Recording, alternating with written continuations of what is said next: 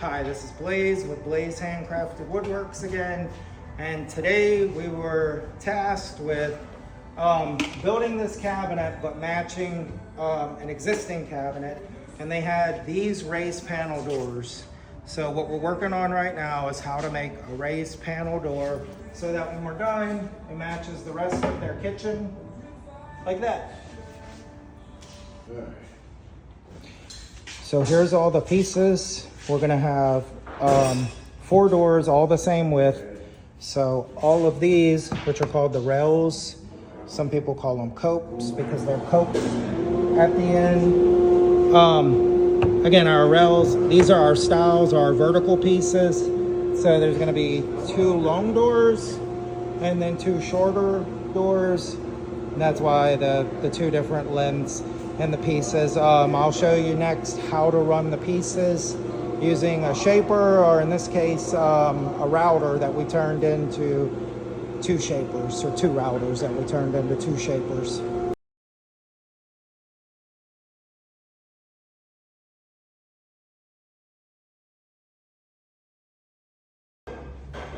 So for anyone that knows anything about woodworking, I do have 3 shapers.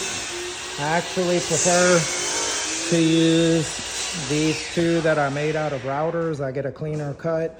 That's the only reason I'm using them. My shapers are usually set up for different things when I'm trying to match doors and whatnot. So I didn't want to show you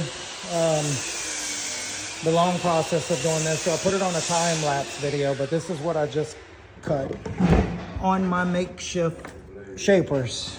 I made the rail, which is the horizontal pieces, and it's got like a metal tenon to it. And then I made the stiles, which are gonna be the vertical pieces, which have a female slot in them. So when we put them together, it looks like this. So these are the 2 parts I just described. This is the rail, this is the stile. So they go together kind of like a puzzle piece, like this. And when you have them together, what you're looking for, zoom in on this mark, you're looking for no gaps right here.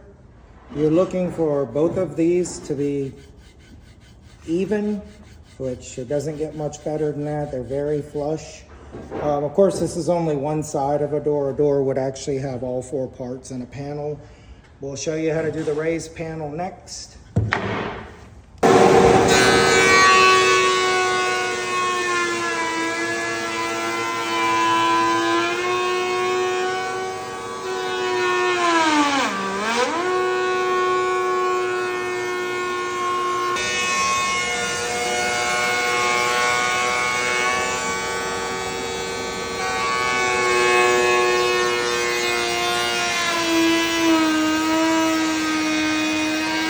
Okay, so here's all the pieces.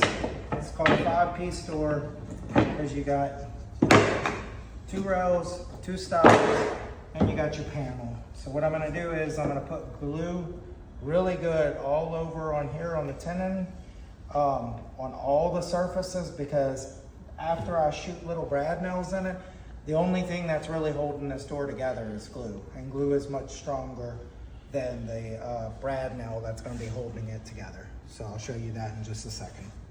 It's on.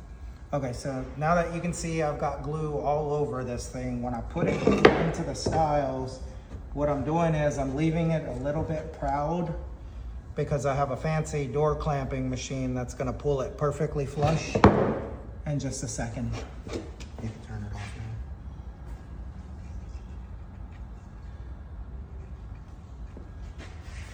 Go off. Huh? Won't go off. Oh, I'll edit it later. So once I have 3 pieces in, I go ahead and carefully slide the raised panel into the little slot. I'll put the other stile on, and then we'll go to the door clamping machine and you can see how that works. Okay, that's good. Okay, so here's my door clamping machine. Once you hit this lever right here, and it pulls it on all four corners. Every time it's perfectly square, so I don't ever have to worry about a door not being squared up. So I flip the switch, it pulls it tight. You can see my glue coming out of my joints. I just shoot a couple of brad nails.